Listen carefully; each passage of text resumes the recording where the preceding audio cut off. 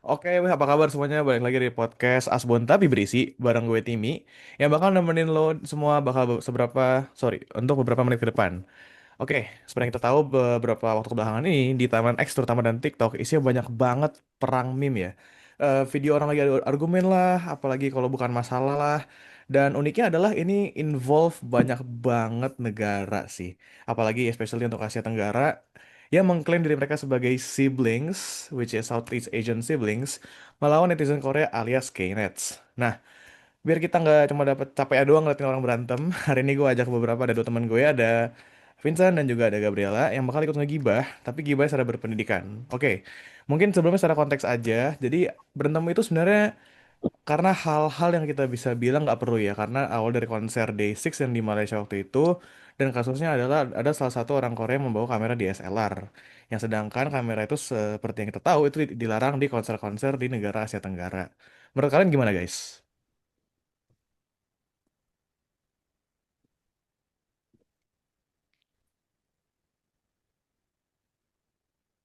Oke, jadi gini, menurut gua tuh dasarnya emang oknum-oknum dari Kinect tuh yang kayak membawa kamera gede kan emang sebenarnya dilarang ya. Apalagi dengan lensanya tuh yang gede banget, yang emang nutupin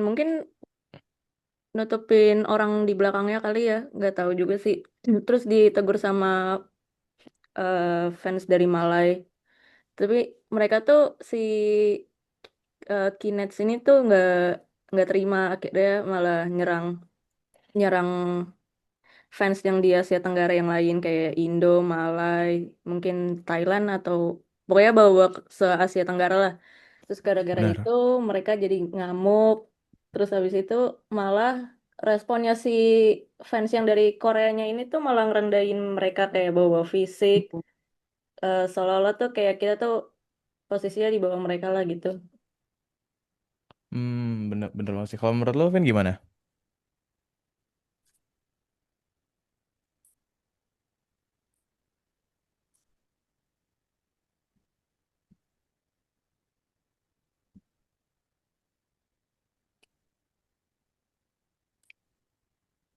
Kalau menurut gue sih di sini psikologi masa kita terpancing ya. Manusia itu kan kalau secara personal kan disenggol mungkin masih bisa sabar. Tapi kalau kelompoknya, budayanya atau negaranya dikatain miskin atau jelek sama orang luar, otomatis jiwa solidaritasnya langsung meroket. Makanya yang tadinya netizen Indo dan Malaysia suka sindir-sindiran di sosmed, langsung pelukan dan bikin aliansi siblings. Ini buat ngebelain harga diri bareng-bareng sih. Jujur emang aneh sih, karena yang dari awalnya kayak one-sided orang berantem tuh akhirnya bisa bawa satu ASEAN tuh menurut gue juga gokil sih jujur aja. Kayak apa ya? Kalau kita ngeliat dari fenomena ini kan kayak lucunya adalah banyak meme yang ngebahas kalau kita sama-sama satu ASEAN tuh berantem terus, tapi kalau giliran luar ASEAN ngajar kita, kitanya barengan terus. Lucu sih. Dan juga apa ya?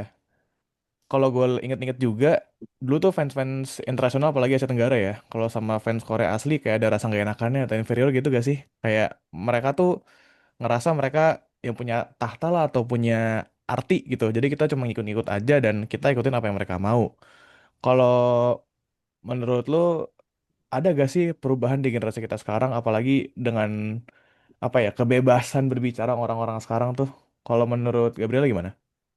Menurut gue berubah total banget ya karena anak muda zaman sekarang apalagi yang penikmat si culture popnya itu sendiri itu udah nggak bisa disetir. Jadi kayak udah nggak bisa dibilang kayak cuma konsumen pasif doang karena mereka tuh sadar mereka juga punya power. Kayak kemarin tuh posisinya langsung dibalik sama anak-anak fans yang di Asia Tenggara si siblings ini pas Kinets bilang kalian harus hormat nih sama budaya Korea karena kan K-pop sendiri kan dari Korea. Terus pastinya Benar. kita tuh kayak ngebales kayak bentar deh, lo main ke rumah orang tuh ya seharusnya lo harus ngikutin peraturan sama tuan rumah dong gitu kan. Terus ini tuh kayak nunjukin banget kalau fans sekarang tuh udah nggak mau lagi dianggap cuma modal kuota dan streaming doang. Jadi menurut mereka tuh kayak mereka tuh ngerasa kayak ini tuh kita pasar terbesar K-pop loh. Duit duit kita juga masuk ke agensi kalian. Jadi posisi kita tuh seharusnya tuh setara. Terus kayak menurut gue ada rasa beraninya juga sih buat ngelawan si dominasi itu tersebut lah. Hmm, dapat sih jujur. Karena ya apa ya, namanya juga perang netizen di sosmed ya. Dua-duanya sama-sama, ya karena kamu ngalah, karena punya perhatian masing-masing jadi makin toksik. Kayak Nats nyerang tuh juga, apa ya, jujur aneh-aneh sih. Kayak isu kelas ekonomi, terus juga ada yang bahkan body shaming, ada yang bahkan ngatain jelek kiri kanan depan belakang, ada yang nyerang pemerintahnya lah.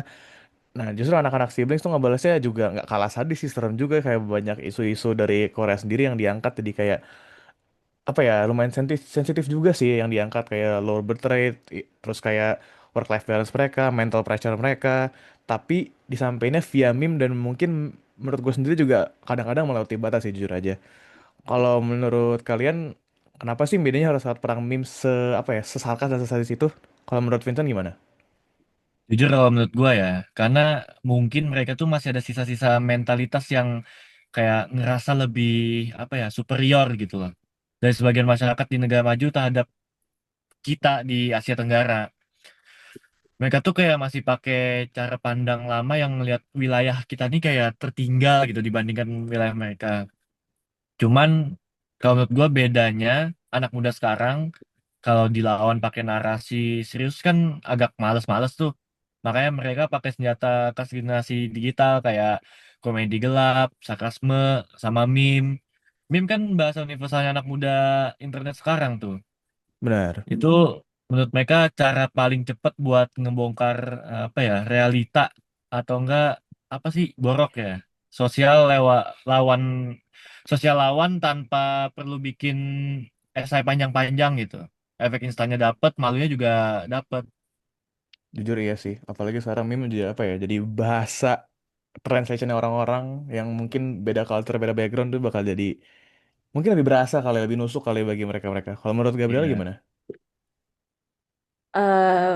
Ya karena di sisi lain itu eh, jadi alarm buat kita semua karena sosmed itu kan gampang banget kesulut karena algoritma buat nyari ribut-ribut gitu kan. Dan menurut menurut gue tuh semua orang di zaman sekarang tuh lebih gampang panas, lebih gampang nyari ribut ke semua orang gitu loh. Jadi sebenarnya kreatif kreatif juga sih kalau balas pakai meme kan jadinya lucu. Cuma kalau kita juga nggak tahu maksudnya lawan bicara kita tuh bakalan yang menerima itu sebagai lucuan atau malah makin makin marah. Jadi tuh kalau misalnya kita kebablasan tuh ujungnya cuma jadi lingkaran setan yang nggak bakal bisa keluar terus menerus gitu kayak muter muter muter. Jadi kayak menurut gua ya kita juga tetap butuh yang namanya kedewasaan digital aja sih dalam melihat perbedaan budaya. Jadi kayak menurut gua ya harus saling menghargai budaya aja. Ngerti-ngerti. Terus juga gue bakal nge-highlight lagi ya tentang si meme sama apa ya, negara-negara ASEAN tuh yang menjadi sumber duit utamanya untuk agensi K-pop ya. Karena kan kita lihat pasti kan orang-orang yang namanya K-pop kan pasti viral dan orang-orang tuh suka banget sama yang K-pop mulai dari orangnya mungkin atau mungkin dari agensinya atau mungkin dari em, apa ya, visual orangnya lah gitu. Nah, kalau misalkan menurut kalian sendiri ada nggak sih kira-kira efek jangka panjangnya kalau ke industri gimana gitu buat mereka? Apalagi kan karena mereka diserang terus, especially di market terbesarnya mereka. Ada nggak sih efeknya baik secara positif atau negatif gitu? Kalau menurut lu gimana, Vin? Kalau menurut gue pasti ada sih ya efeknya tuh ini ya. Kalau menurut lu Efeknya gimana? sendiri, iya makanya karena ini unik nih. Karena efeknya sendiri kan mungkin secara ekonomi kah atau mungkin secara viralitas mereka, menurut lu bakal ngaruh gak sih? Menurut gua ngaruh coba Indonesia nggak menurut gua nggak ada yang namanya cancel culture ya. Tapi mungkin gua nggak tahu fans-fans di luar itu menganut eh, menganut cancel culture apa enggak. Mungkin kalau iya bisa bahaya bagi ekonomi si boy band atau apapun lah yang di sana. Cuma nggak tahu lah kayak masalah boykot-boykot aja itu. Hmm, oke. Unik sih jujur emang apa ya, aneh sih pokoknya. Jadi sebenarnya gue setuju banget sih. kayak ribut-ribut kemarin tuh bukan cuma sekedar anak K-pop lagi yang berantem sih. Jadi kayak apa ya? Sekarang udah lebih ke kayak anak mudanya total yang ngebentuk identitas kelompoknya sendiri di internet dan apa ya? Jadi kayak nuntut sih gue liatnya kayak nuntut kesetaraan sebagai penikmat K-pop secara global lah, especially. Dan gimana apa ya? Sosial media tuh bisa ngebongkar batasan-batasan kekuasaan yang dulu kaku gitu. Kalau menurut kalian dengan involve anak muda ini bakal ngerubah image-nya nggak sih? Baik si K-popnya atau mungkin industrinya gitu, industri hiburan especially. Menurut kalian bakal ada berpengaruh gak secara image? Kalau menurut lo gimana, Gap? Cara image. Oh, menurut gua ada sih. Oke. Kalau menurut lo, Vin, gimana? Menurut gua harusnya ada ya. Soalnya anak muda ya, apalagi seumuran kita, itu tuh konsumen utamanya kan industri hiburannya kan kebanyakan dari Korea yang kayak K-pop, kayak dari musiknya, dramanya, fashionnya gitu loh. Kan produk kecantikan juga kebanyakan kan dari Korea-Korea gitu kan. Benar. Kayaknya sesudah kejadian konflik di medsos yang ini, kayak sebagian anak muda tuh ada yang merasa kecewa aja sih dan kayak apa ya mulai mempertanyakan lah citra yang selama selama ini mereka lihat dari industri tersebut gitu loh.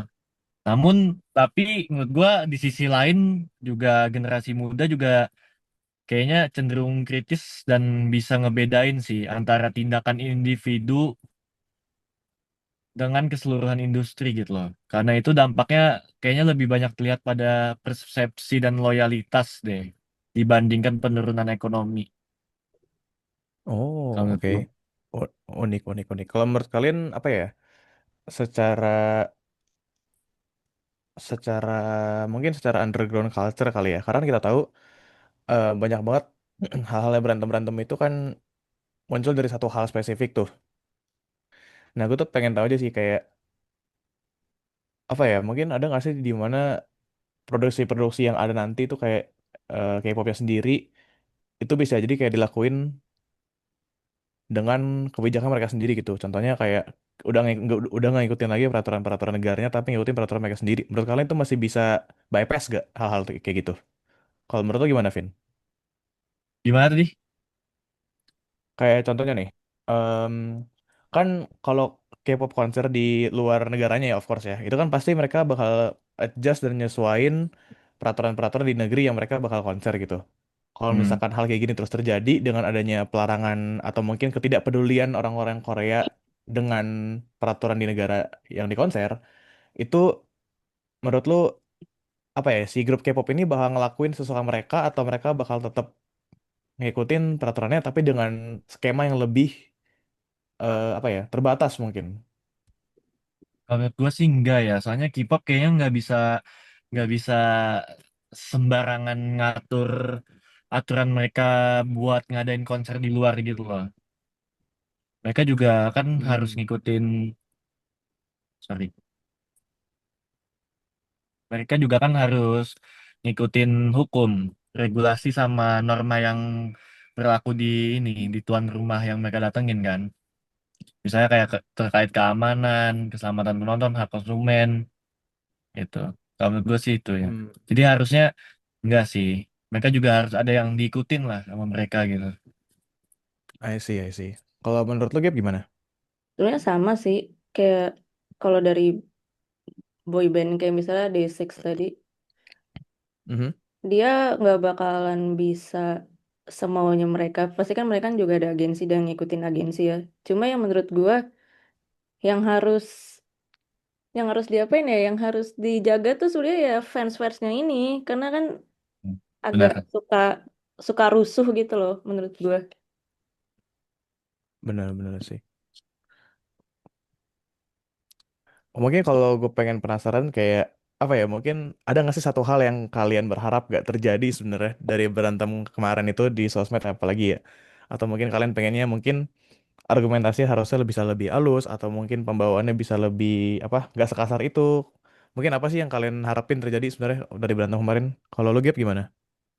Kalau menurut gua Nggak tahu, gue Apa emang jangan-jangan apa jangan-jangan full sarkas aja gitu aja terus.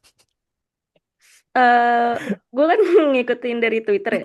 Menurut gue tuh lucu Mhm. aja gitu loh. Dan gue berharap sih sebenarnya jahatnya tuh si Kinets ini tuh kicap aja gitu loh. Karena kayak Indo sendiri tuh nyerang mereka tuh juga dengan aibnya si negaranya dia sendiri gitu loh. Kayak ngeluarin meme-meme Bener. dari Indo yang nggak jelas gitu. Ya, Iya sih bener. Kalau menurut lu Vin gimana? Kalau menurut gua ya sedikit serius ya. Kalau dari gua sih ya gua berharapnya eh gak bakal ada lagi muncul generalisasi dan stereotip terhadap seluruh kelompok masyarakat gitu loh. Kayak awalnya masalah ini Hmm.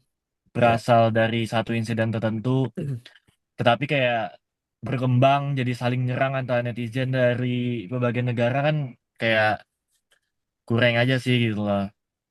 Terus Iya kayak benar. akibatnya juga banyak komentar yang tidak, yang enggak lagi ngebahas masalah utama, malah nyerang identitas lah, nyerang budaya, nyerang kebangsaan orang lah, negara ini, negara itu kan agak meh aja sih sebenarnya. Padahal kan tindakan Hmm. beberapa individu kan nggak bisa ngewakilin satu rakyat Korea gitu loh. Nggak bisa Betul ngewakilin betul. satu rakyat Korea, Indonesia sama Malai. Ya, Kalau I see, I diskusi see. bisa berubah jadi saling rendahin, solusi jadi makin sulit ditemuin sih. Dan hubungan antar komunitas juga justru memburuk nggak sih? Benar-benar pastinya pastinya. Makanya jadi kayak kalau gua sih mungkin lebih baik kalau kita tuh justru harus fokus pada permasalahannya yang terjadi lah. Dan gimana caranya pihak-pihaknya itu bisa memperbaikin gitu loh. Bukan malah memperluas konflik jadi sentimen antar negara. Kalau menurut gua sih itu. Oke oke. Oh, ini kalau yang bisa gue simpulin adalah mungkin penyelesaian masalah boleh, tapi tolong dibawa secara lebih profesional mungkin ya. Dan Tuh. tetap jadi fans yang mungkin lebih waras dan pinter di medsos sih. Jadi eh buat teman-teman yang nonton, kalian stay safe juga di timeline thread kalian dan jangan mudah kepancing sih lebih tepatnya sih. Oke, buat kalian yang udah dengerin, thank you banget. Gimana? Aku pengen aku juga penasaran pendapat kalian tentang siblings dan Skynet ini. Dan langsung aja tulis kolom komentar ya. Gue Timi dan partner-partner gue Gabriela dan Vincent. Kita pamit undur diri. Sampai ketemu di episode berikutnya. Bye bye.